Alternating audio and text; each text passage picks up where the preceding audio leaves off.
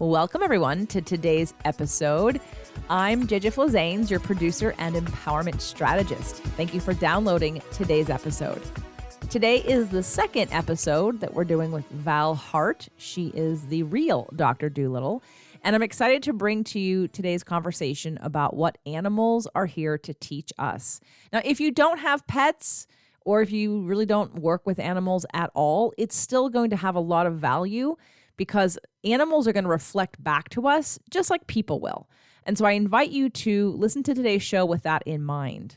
I'm also going to invite you to check the show notes underneath this because there are a couple things we talk about. One is a way to connect with Val and start to look at all her offerings, which is jjflazanes.com/animals.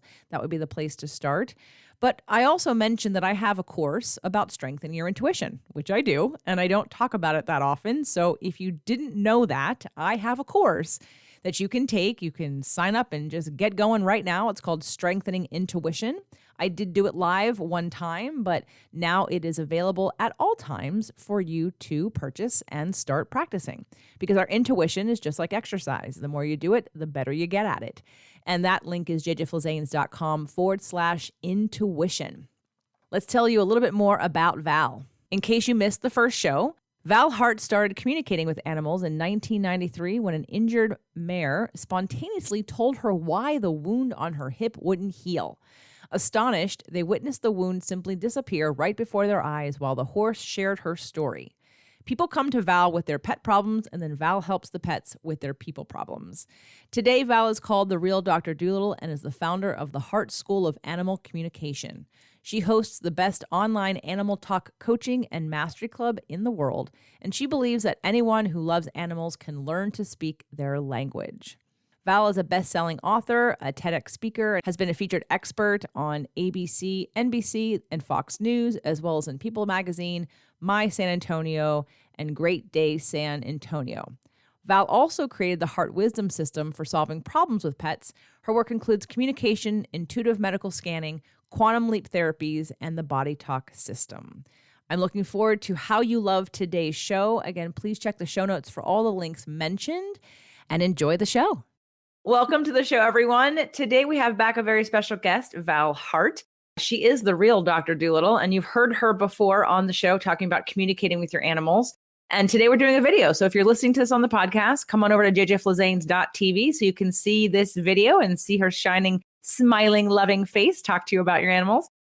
But I wanted to bring her back. She'll be back on probably another time. We've got so many juicy topics that I want to share with you because, of course, it is my goal to empower you to have a new perspective on things, understand things at different levels, which helps you to deal with and maybe not take things so hard in life, especially when it comes to our animals, because of course most of us love them beyond the moon.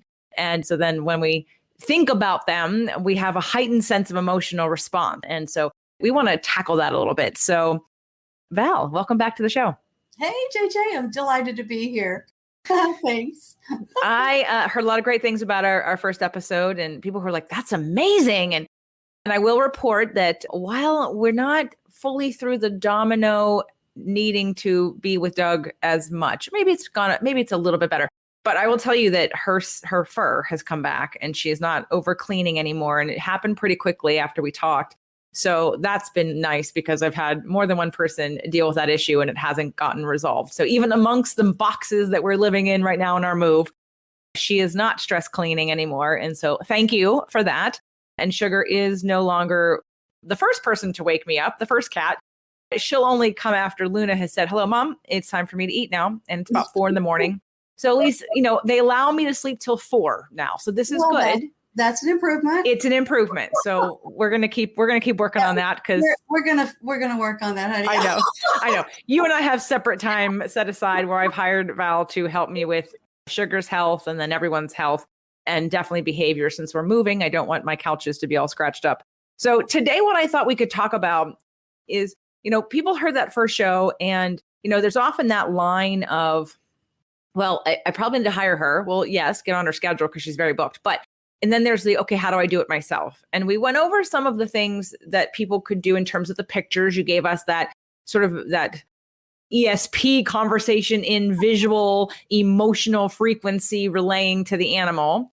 But I want to talk about some of the common misunderstandings people have and some of the things that we don't even realize we could be doing and improve upon in terms of understanding and communicating with our animals. It's great questions. These are, when we're developing our intuitive senses, which is what this is, and it's called telepathy. It's, where you're hearing and feeling someone else over a distance. Empathy, highly sensitive people tend to do this all the time until we run screaming for the hills and become hermits because it's too much. It's too much. But yeah, we have to learn how to modulate that. And if our subtle senses are asleep, unawakened, still in their wrapping box from when we were born, we want to pull that gift out, open it up, and start developing, building, growing your skills, because your intuition, oh my God, it's everything. That's what tells you which road to take when you're planning a route, right? It's what tells you what to do, what not to do. It gives you information you can't get in other ways. And by the way, communication, written and spoken, the largest percentage of it, 85% of the information is energetic. It's not the written or spoken words, it's energy. So who are we? We are energy. Who are animals? Energy. We are spiritual beings having physical experiences. So that, I would say, is the very first thing we all have to really get, because you're born with the innate ability, right, to share, send and receive information. And we have other ways to do it. The clairs, the 4 clairs. You know what they are, right, JJ? I do. I actually have a strengthening intuition course where I go over all the clairs, because people don't even recognize they have them sometimes. Yes. And how they've experienced different aspects of each one of the clairs. And so when you have an awareness about it, it can tune us to when we get those hits, that clairsentient, clairaudient, clairvoyant, right? And then the other ones. Mm-hmm. And I agree with you. Our intuition, it's that what people think is their gut response, but what they don't understand. And some people, like when they look at healers, and that's why I work with so many different kinds of people. And I wanted to teach this course because strengthening intuition, which is what you do, teaching people how to communicate with their animals and tuning to yourself. It's a skill that can be learned. People just assume, well, I don't have that. Well, no, you're not programmed currently that way, but you can help to exercise and redevelop and reroute some of those brain patterns in order to be aware and now have that information. So I love that that's what you teach people to do with their animals. Yeah, because, until we do that, we're not our best self. We have not healed and evolved and grown, gotten the lessons, or fully engaged and participating in our life so that we become conscious, awake, aware. And for me, that's the whole point. A lot of my students, like you, they get into this and they think it's all about communicating with animals. And yes, it is. However, communication is communication. All beings communicate, humans too. So what they find is, or I think animals do a better job than people so much of the time. Anyway, but the point is that when you learn how to really communicate well, confidently and accurately, using your intuition, using your ability, of course there's body language, of course there's other stuff, but it originates with intention and conscious awareness and energy transference. Right? That's where it all begins. It's the source of it. So when you get really good at that, my students notice all of their communication changes. Communication with people, their boss, their family, their friends, their spouse, their kids, everything changes. It's a spiritual journey to becoming your best self. So yeah, important. Absolutely. I think it's because it's only you can determine, like when we're assessing things in our life, what's right for me is going to be based on my resonance about it and my receiving of it and my body's response to it and my subconscious response to it. And so I think it's important for us to strengthen that. So we trust our source, we trust our information, we trust our guidance versus somebody else's guidance. And I think that too many times we give our power away to doctors or the media or the news or whomever to make decisions for us and tell us how we should think or feel and what is right for us. And we have our own guidance system we don't activate. And so I agree with you 100%. It is really life. And so I've always felt like because I have that in my life, I've always felt like I have a certain level of I'm aware of my animal. Not to mention, I don't think of my animal as an animal. I think of them as an energetic being who I agree with you do communicate and are probably because they don't think about thinking like we do, right? Because they don't think about thinking, they have less resistance to things. They're just sort of open energetically to most things, maybe a little resistance. I know you told the story about the horse and having that block emotionally on the last show. But I think all in all, animals, would you agree, have less resistance in life in general than humans do? I think you're onto something really important, JJ, because humans, we are so busy in the past and in the future, we're rarely fully present. So we're trapped in our mind, for one thing. We're active, busy, monkey brain, chatter, chatter, chatter, constantly drives us crazy, right? We don't know how to get quiet. We think that's all there is. We completely forget about the superconscious and the God mind. We forget we're an energetic being having a human experience. And it all goes to crap, excuse me. Is this a family show?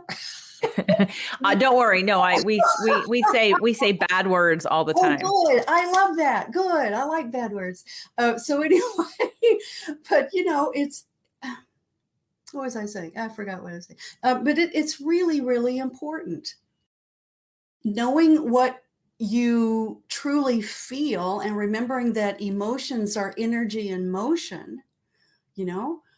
Unraveling these complicated knots that we get so trapped up in our mind. And then that's humans typically, right? Remember Max Headroom? Just the head, the talking head. That's no body, nothing else, just the talking head. That's all. But animals, on the other hand, are fully present for the most of the time. Occasionally, you can ask them what happened yesterday or last year or before they came to you or in a past life or something like that.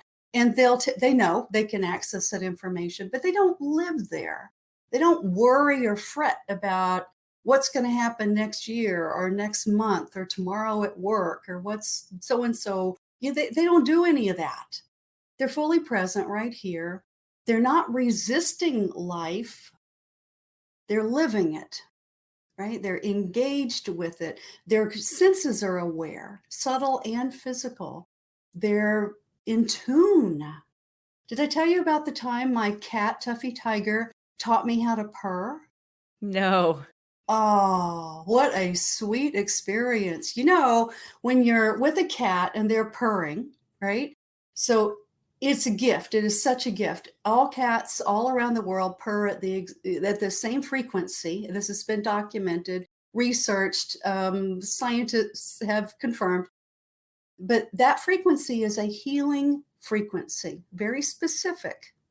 So when a cat gifts you with their purr, not only are they modulating and blessing and balancing the space around them, but they're also gifting you into your body mind healing. So notice where your cat, if you have the blessing of a kitty to teach you, notice where they resonate to your body most often. Maybe they're on your lap, or maybe you're laying down and they pile on your chest. Maybe they're on your head, on your nose, who knows, on your ear. Maybe they're by your feet or your belly, So that area that they resonate with is a problem area for you, whether you know it and are aware of it or not. They are healing that area. And one of the reasons I know this is because he's now an ex-husband, but I was married to this man, and every time he would come home or when he was here and he would be chilling out, our cat, Tuffy Tiger, would pile up and lay herself right over his liver, right across his abdomen and across the liver area. And she would begin purring, and 30 seconds later, he's snoring. He's out like a light. Bonk. She could put him out like that. Okay, so she did that for years, always the same spot. And we separated. We got divorced. He doesn't have Tuffy Tiger in his life, healing and working on him every day. And a number of months later, he comes in and he tells me that the doctor just told him that he had liver cancer.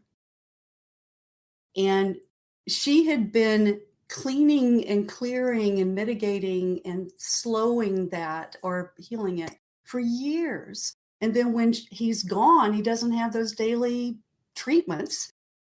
And unfortunately, he died. So I started looking at that and really kind of tuning into it. And one day we were laying on the bed together. She's stretched out, gorgeous, Tuffy. She's a tabby, long-haired tabby, beautiful green eyes, amazing kitty cat. I'll tell you more of her story. We could be here all day. I'd tell you Tuffy Tiger stories. But anyway, we're laying there and she's purring. And I said, Tuffy, tell me about purring. Teach me about purring. I don't quite understand. I've been told that scientists and researchers don't know how cats purr. It's a mystery. They've studied kitty cats. They've watched and done, what are you doing? What are you doing? They don't know. So tell me what happened. She said, why don't I teach you how? I'm just going to teach you how to purr. And I went, really? Well, that's fun. Okay. She said, okay, do what I do. Follow me, do what I do.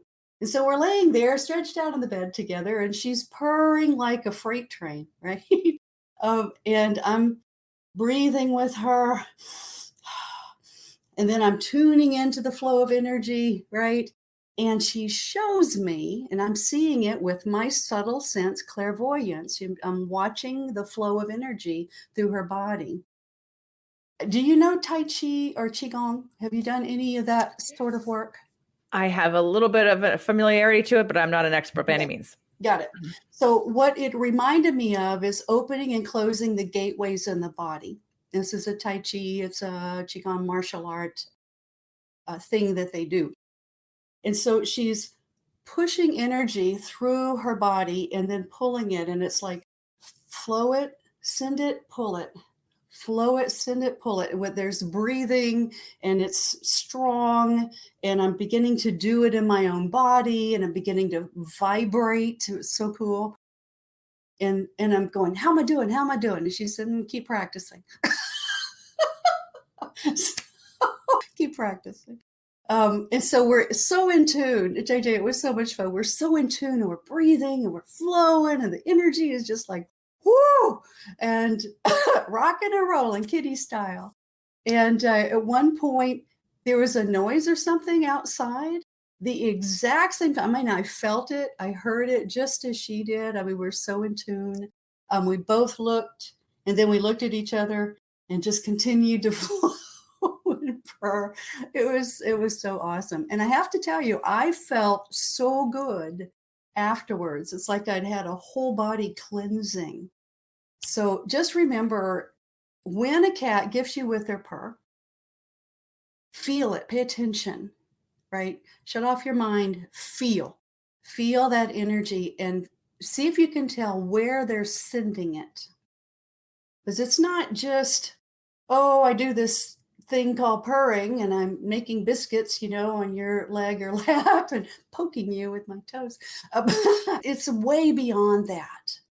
In fact, I find that working with animals, most of what they do is way beyond the body language. It's so advanced. It's just extraordinary what they can do.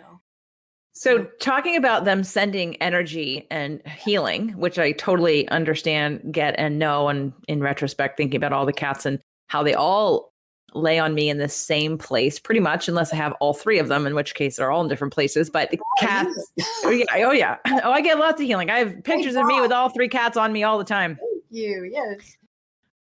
But it also, it makes me want to think, do they absorb? I know sometimes when shamans work with you, they absorb, they have a way to like release it and let it go. So they don't take it on. But do cats, I know they absorb energy from us. And so but when they're in control or when they're deciding to kind of heal us, are they taking it on inside themselves and keeping it? Or are they able to dissipate that?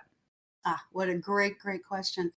This is a phenomenon I named the human animal body mind connection. It is a phenomenon where we share energy, where they will take on our stuff. We can take on theirs. They mirror us. They act out our wounds, our stress, right? They act that out for us. And absolutely, they can take things on. My other cat, Peach, black and white tuxedo, domestic short hair. She was like 12 years old and she started getting terribly ill. She had arthritis. She got to where she couldn't even climb up on anything. She couldn't jump on anything. She could barely walk across the floor. And I'm thinking, oh, she's only 12. Why? You should be, my heart's breaking. And all of a sudden I got onto this topic and I'm thinking, are you carrying anything for me and my soon-to-be ex-husband? And she said, well, yes, the energy between you is dreadful. It's terrible. It's dark, nasty energy, and I'm trying to sponge it off of you as quickly as I can because I love you both. And it's just, and she had taken so much of it into herself, it was killing her. Very strong-headed and opinionated. I know you don't know that about tuxedo cats. We argued about it. I said, what? Give us that back. That's not yours to take. And she said, well, it's the only way I can help you. And I said, that's not true. You're dying. That doesn't help us. So we argued about it for a little while. And we wound up with, you know what? I got it. We're now conscious. We're responsible for our lessons, for our journey, our process. Please give us back what you've taken. And we promise to deal with it, to do what we need to do with it. We do not want you dying. We don't want you sick. We do not give you permission to take this stuff on. It's ours. What we would rather you do is hold the space for love and healing and evolving into our best self. We need you to share love energy with us because love energy is what heals. And we can keep generating negative, black, nasty energy for the rest of our life if that's what we choose to do. You don't need to take any of that on. In fact, it's not part of your soul contract with us. We're going to amend your soul contract. Don't do that. Do this. And she's, okay, I got it. Good. And she took a nap. And when she woke up, she hopped down and she hopped over and we're sitting there with our dinner, right? And she came over and she went, ooh, that smells tasty. And she leaped from the center of the floor all the way up landed in my dinner plate. Thank you very much. Food goes everywhere and she jumps off like, oh, wow, that was fun. Yum, that was good. Wow, And from then, she was fine. She was great. She recovered her health fully. She lived till she was almost 20 and had a lovely, good life. So it's really important to understand when your animals are acting out or they're ill or they're in pain or something like that, there's so much else that could be going on, right? Look at your part. How are you contributing to this? What are they acting out for you? I remember a client I worked with, her dog was paraplegic, had lost control of the dachshund hind end, lost control of her hind end, couldn't feel her tail, couldn't move her hind legs. And when I'm intuitive scanning and doing some healing and communicating with the dog, she said, it's right here on lumbar, I forgot what it was, lumbar 3 or 2 or something. And when I said that, the dog's person said, oh, and I went, what? And she said, that's where I have my back problem. Well, look at that, you two. That's a shared issue. That is a shared thing that you're both working on together. It's part of your soul contract, your soul purpose together. You're working on this issue together. How about we work with that and separate out what's yours and what's hers so that y'all can heal? And you know what? The puppy, about 30 minutes later, she starts wagging her tail. She can feel my hand again. That's a miracle.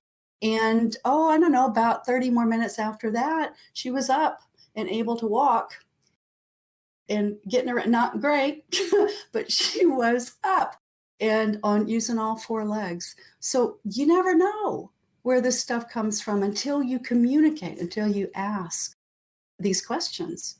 Does that make sense, JJ? It does. And again, remembering that everybody's on a different spectrum of how much they feel intuitively aware, connected, conscious of their animal. In fact, I'm thinking of a story of a client, and I think I don't have kids, but I know as an observer and as a child of parents that parents do the same thing with children, right? That a lot of times the children are absorbing what's going on in their house, and they're so hyper focused on the kid that they don't realize that the environment they've created is what the kid is responding to. And it's the same for the animals, even because the child probably can't communicate any more so about it because it's an energetic thing than an animal can. Actually, an animal probably could communicate better if we could talk to them, if we understand. So let's go over some of the common things that, like the basic things that humans can do. And it sounds like one of the first things, correct me if I'm wrong, is that if your animal's having a problem, to first use it as a mirror. Because if we can take care of it for ourselves, it might in turn, like if your animal has anxiety, hello, they're mirroring your anxiety. Yes. Yes? Yes.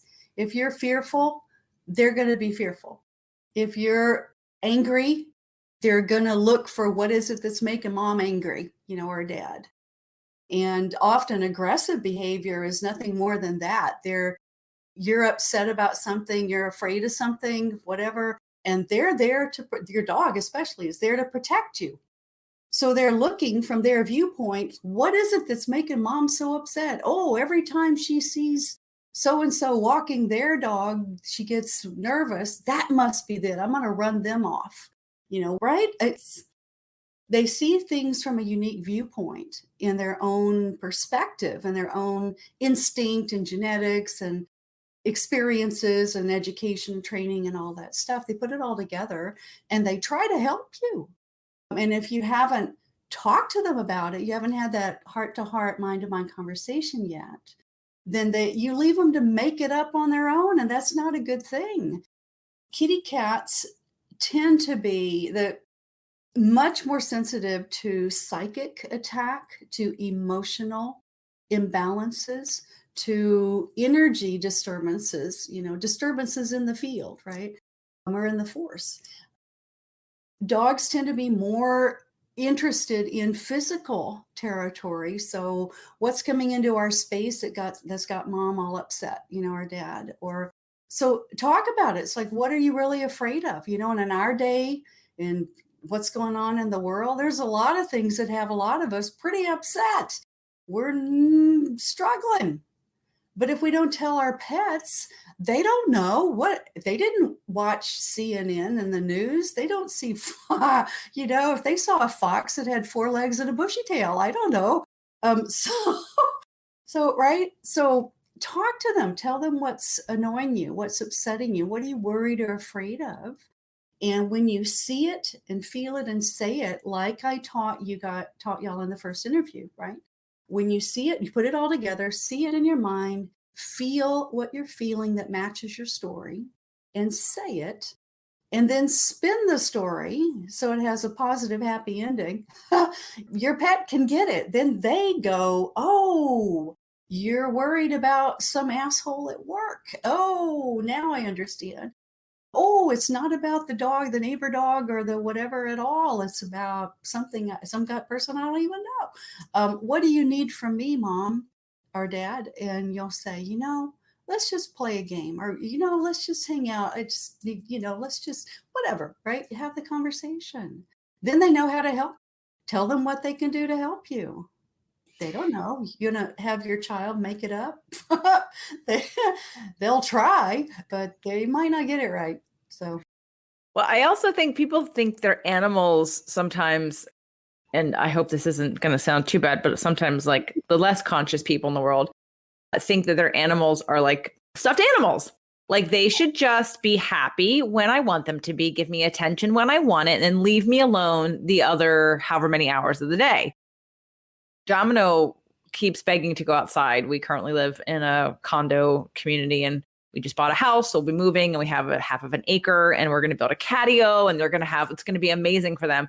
But even if she just likes to go on the concrete. And so we have this thing that she'll do sometimes where if I'm downstairs and I hear her, she's like, Mom, I just want to go outside. I want to go outside. I want to go outside. I want to go outside. And she stands at the door and she just, and she'll just keep going. And I looked yesterday, and even, and normally I think somebody like Doug or let's say my ex would get mad or maybe yell. I'm like, okay, that's not going to help. Just like what wouldn't help with the kid. Don't like yelling at them isn't going to make them stop. So I looked at her. I just like looked at her and I shook my head like, no, we're not.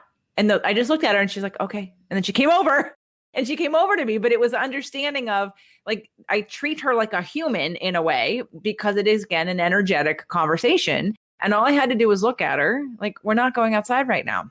Yeah. It didn't mean she didn't stop trying. She kept trying, but we were having a nonverbal conversation that yelling wouldn't have helped. So give me another perspective that a person who wants to communicate. I have a client who was listening to the show that we did and she has a dog and now there's a lot of things going on in her house right now. Her mom is in the hospital and she just had somebody leave the house. And so there's, some stresses that are going on.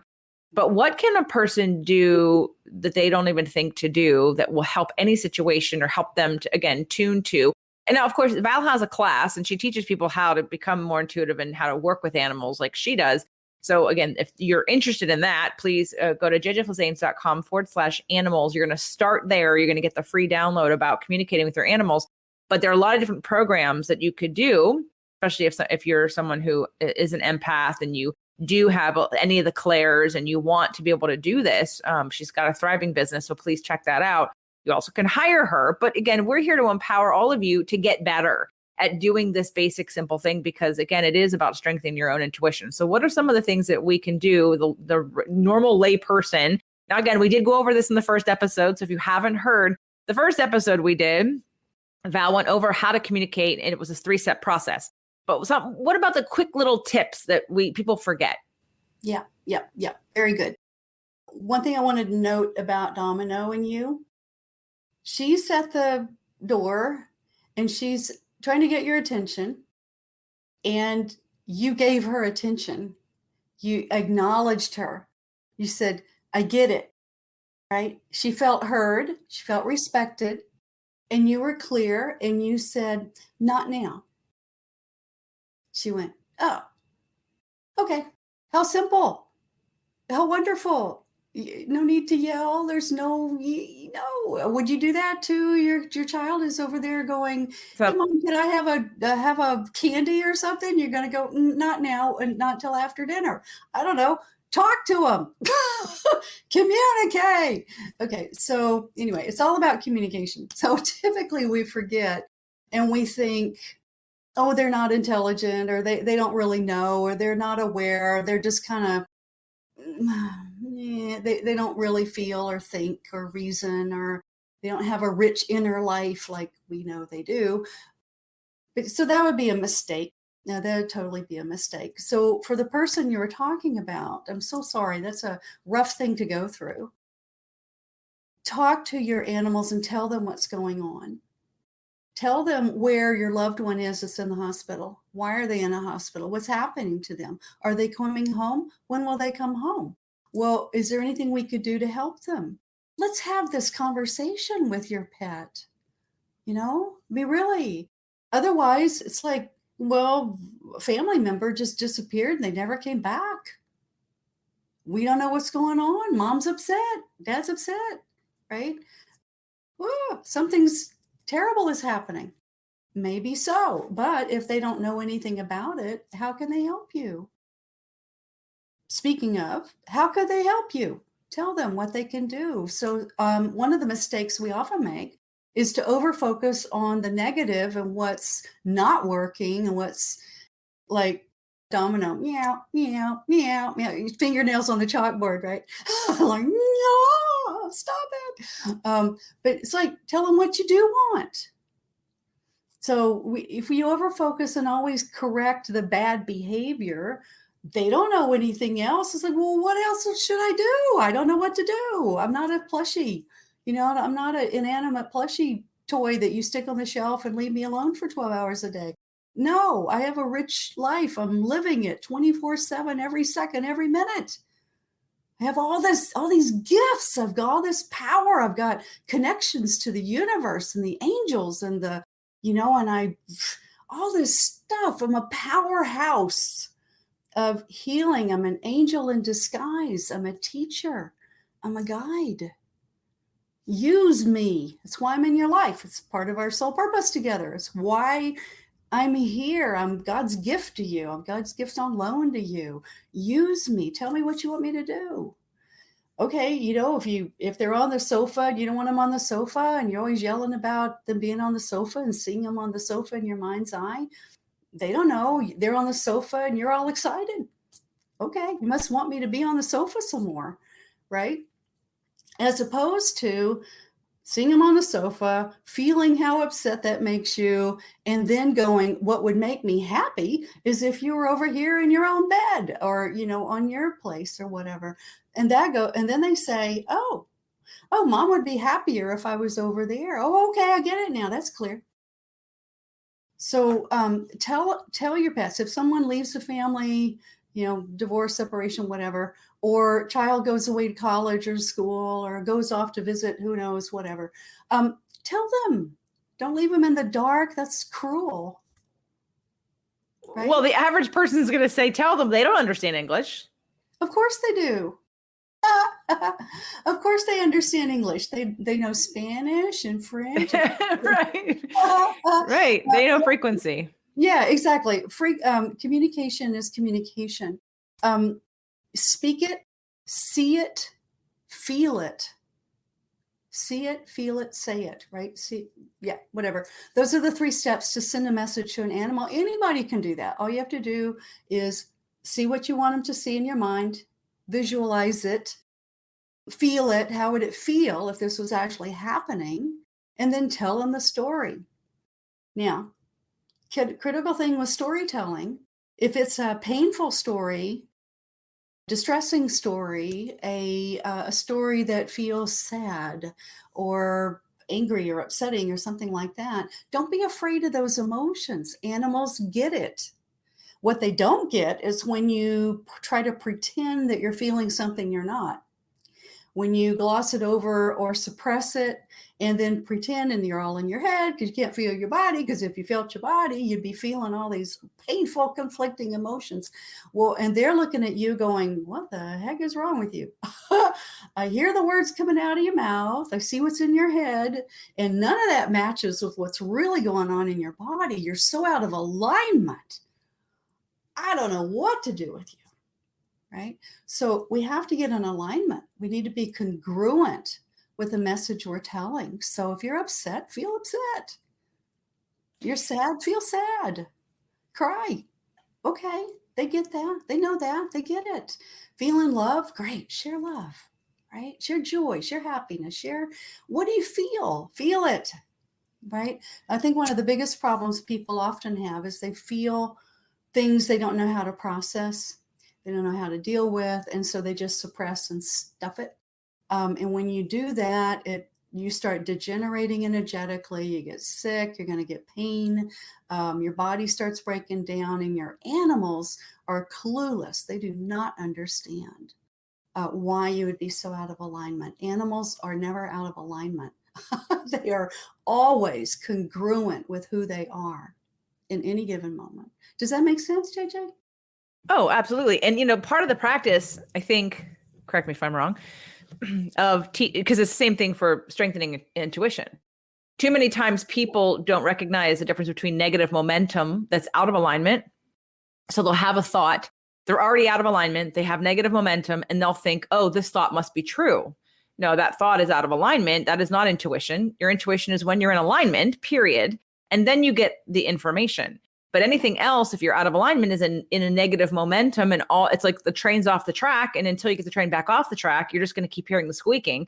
And anything bad that comes out of that is literally just being out of alignment. It's pretty simple. So part of, I think, when between the intuition course and what you're teaching people on how to connect with animals, you're actually asking them to become conscious and in alignment with who they are. And it's almost like a trick. It's the trick of, hey, do you want to communicate with your animals? You have to actually be in your body. Okay, that's number one. You have to be in alignment. That's number two. Oops. And what happens to your life? It gets better. And then by default, your animals heal and feel better and everybody gets better. But it's kind of a trick because you can't talk to your animals if you're out of alignment. So we got to deal with you first, right? Did I get it? Exactly. Right. You nailed it. Oh man, where's the prize? I want to find a medal for you. You got it. I mean, that's what a beautiful way you expressed it so brilliantly. And that's the truth. It's animals bring their people to me kicking and screaming all the way, thinking it's all about the animal. Please fix my animal. And the animal is like, please tell them to stop doing this or to heal or to deal with whatever it is, so that I can be my wonderful self again and I don't have to keep acting out their bullshit. I'm so tired of having to act out this role for them and then being blamed and punished for it when I'm trying valiantly to get the message across so they can see what they're doing and see what they're projecting. And it's not really what I want to do. It's not who I am. But and what happens is as soon as the person gets it and goes, oh, that light bulb aha moment, then the animal goes, oh, thank goodness. And they take a big sigh of relief and go take a nap for 12 hours. It's like, oh, thank God, I don't have to do that anymore. And everything changes, but it really is. I love what you said. Yeah, it's a trick. It's a trick to enlightenment, a trick to ascension. Well, it's a spiritual journey. Yeah. And I'm being, trick is not, but it is true. It is true because it's like, well, again, with the parents, with the kids, my God, my kid's acting out. Well, how about let's look what's going on at home. What's going on with you? Oh, don't look there. Right. No, but I want to concentrate on his behavior or he's a reflection of you. So how about we look at you? And too often we're just so disconnected. Not necessarily people who listen to my show, but, or all of us at some point, with going through a move and as we're doing. And there are times, and I'm right now in this reflection of my own animals and we're working on all of them. But thinking to myself of past animals and, one of the topics that we will talk about on a future show. So I was rollerblading today and before today's show, and I was thinking, it's like, I got my intuitive hit as I always do rollerblading. It's going to be interesting to figure out what cardio or activity in my new home is going to open up the channel of intuition fastest, because I could be doing 10 things at the same time of rollerblading, but somehow that channel is always wide open and I'm getting hits all the time. So I had this idea that, Val's going to come back on the show and I'm going to talk about how Domino isn't stress cleaning anymore. And, eventually people who've been asking me are going to ask. And then eventually, in years to come and years, hopefully a lot of years to come, the animals that I have now will transition. And I thought, we need to deal with that, which we will, guys, but on another show. And one of the things that, again, I've dealt with a lot of healers and my intuition has increased over the years. And some of the intuitives that I've worked with have been able to give me information about past animals, like a kitten that I had that died. And I know that brought me some peace. And I know that not everyone knows that about their animals and about these contracts that we have. And we're going to get deeper into that on another episode. But I just wanted to put it out there for you that you do have a soul contract with your animal. And again, the animal's behavior is information. And if you just look at it as your animal's being ornery or bad or misbehaving, again, this is the wrong point of view because you're not aware or accepting or acknowledging the contract and the relationship that you have and the reason the animal's in your life. And like you said, the healing they're trying to give you or the messages they're trying to give you or the things they're trying to work out for you, you miss the boat when it's all about the animal and not the animal's relationship to you, your growth, your healing, and whatever's going on with you. So can we speak we're going to do a show, but let's about these contracts that we have with animals. Yeah. So we travel in what could be considered a soul pod, a group of souls who are having lifetimes, and we're working on lessons and evolving, sort of like you're in school, right? And everybody's in the 5th grade. Or, right, you're all in school and you're working on this assignment. I've got this assignment, and we're going to explore this experience together from different roles and viewpoints. In this lifetime, you're going to be male, you'll be female, you're going to be a dog, you're going to be a cat, you're going to be whatever. We'll all choose up our roles and get our game plan. And then we begin, game begin, right? Start the sounding bell or whatever, let's begin.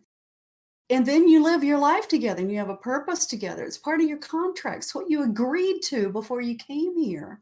And maybe it's a contract you had many lifetimes ago. Maybe it's a new one, an addendum to a contract. It's like, oh, this lifetime we're going to explore blah, blah, blah.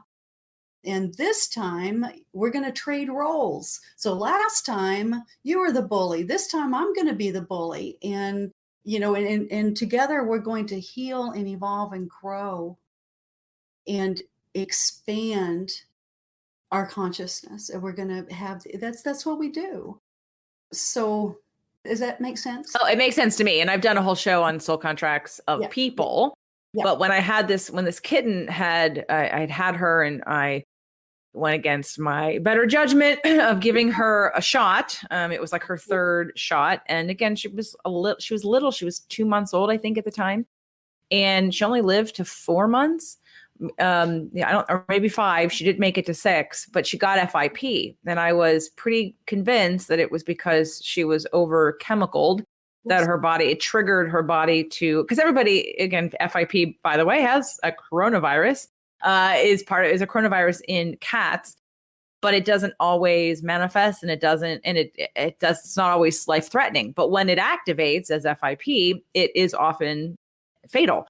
And most of the time it's fatal. So this had happened, and I took her to acupuncture. Anyway, I was doing all the things, and I was so committed. But at the same time, when she left and when she died, which was horrible for me, the healer I was working with said her sole purpose of coming was to find a deep and profound love. And when she did, she was done. And I was like, which of course made the whole thing feel a little bit better. I was still crying my eyes out and still ridiculously sad and mourning her. But I was like, well, what the hell was my contract with her? And I thought, I know that because, okay, she got a deep and profound love, and now she is good to go, and she has transitioned back into non-physical. And I'm left here like with a hole in my heart thinking, I mean, not really, I'm being dramatic. I recognized that felt good, and I'm glad I could give her what she was looking for. Some ideas I had about what my role was to question some of the practices that I was doing with the cats, change their diets. I mean, I did learn, my cats since then have benefited from the things I learned in that moment from her. So she was definitely helping my other cats and their future lives by what I was learning from her. But, I think and we'll talk about this on another show about transition. I wanted to plant that seed for you guys, because it's painful. It's hard. It brings up emotion. And maybe sometimes your contract with your animal is to generate emotion, is to break you open and have you be in the present moment and stop. And maybe they're giving you an outlet to release some of the repressed emotion you've been holding on to. And maybe their life is the way to do that. Yeah, exactly so. Exactly so. But, for your soul contract with the kitten, look what you did with those lessons. So she came with a completely different intention, got her purpose, had that experience, and said, thank you. I'm out of here, right? And you're like, the dangers of shots. The dangers of bad food. Oh my God, you got so much out of it, of what she taught you. That has gone on, like you paid it forward many, many, many, many times, right? That was your part of the agreement. So, yeah. And yes. Yeah. So the first step, if you haven't already heard the first show that Val and I did, was to go back and listen to that if you haven't heard it, in terms of walking through the pictures and the communication, the basics of the communicating with your animal. I think out of today, what we can we can really focus on and hold true is that possibly the problem is you, said person, or number one. yeah. And what can you do what's the mirror that can be shown back to you? What can you do to help your pet first and foremost? And then, of course, if you are interested in learning more on how to strengthen that and to maybe even start a business in pet communication and working with people and their pets, like I said, Val has a course. But you can start with jjflizanes.com/animals, which will take you to her free guide. You start there, do that free guide, and then start to look around. And you can hire her too to help you. In the meantime, if you have a problem or situation that you just don't feel you have the patience to start working on yourself, I have a situation where, and hopefully maybe we'll address this on the next show because there'll be a lot, you and I will have a couple more sessions between now and then. So I can talk a little bit more about Sugar in my contract and this whole thing that she's going through, because it's the most unique to date of any cat I've ever had, ever seen. And I think that's an important thing to address also. So is there anything else, any other resources that you want them to go to after they click through, they go to jjflizanes.com/animals, they get their guide, and then what's like the next step? So the next step, after you've learned how to send messages to animals, start learning about the subtle senses, about, receiving, open yourself to receiving information and not just glossing it over or suppressing it or ignoring your intuitive hits, but giving that some airtime, notice, feel, pay attention. The universe and your animals are trying to get messages to you. So don't block them. Stop blocking and limiting yourself. You are so much bigger than you think. Your animals know that, which is what puzzles the heck out of them. They look at you and you're pretending to play small, and you're not small. But, opening yourself up to that, go to our blog, look at the courses on the website. We've got the full array. You've got all the special topics. You've got the beginning course, the advanced mastery course. There's the coaching club where I can interact with you and assist you with your animals, and you can practice and get good at it. And when you're really good at it, and if this is your passion, then absolutely start a business, help other people with their animals, be the bridge, be the voice for animals and their people. It's such a fulfilling and brilliant mission, and it helps the world be a better place. And really, isn't that what this is all about?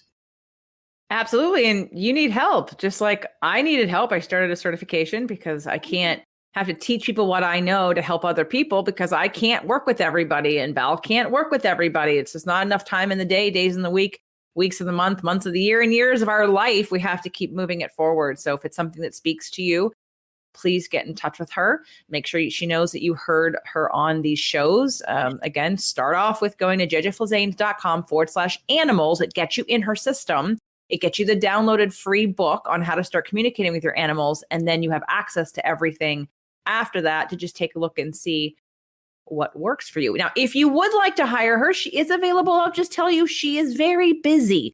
So if that's something you want to do it now, because there's going to be like a 2 or 3 month wait time.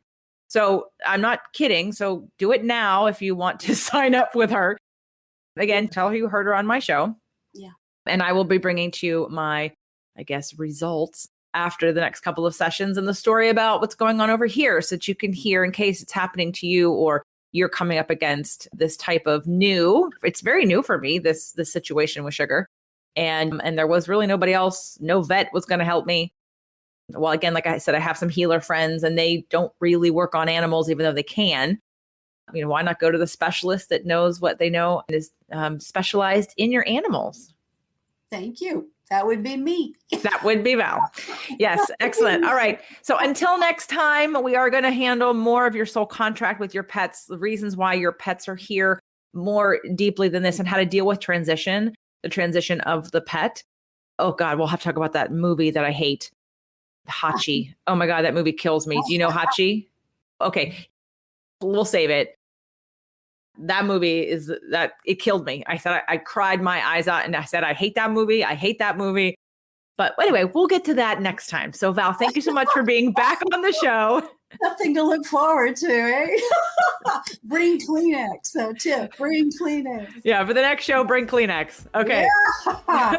In the meantime, check out jjflazanes.com/animals. Val, thank you again for being here. Thank you. Great time. Thank you for loving animals. We all make the world a better place.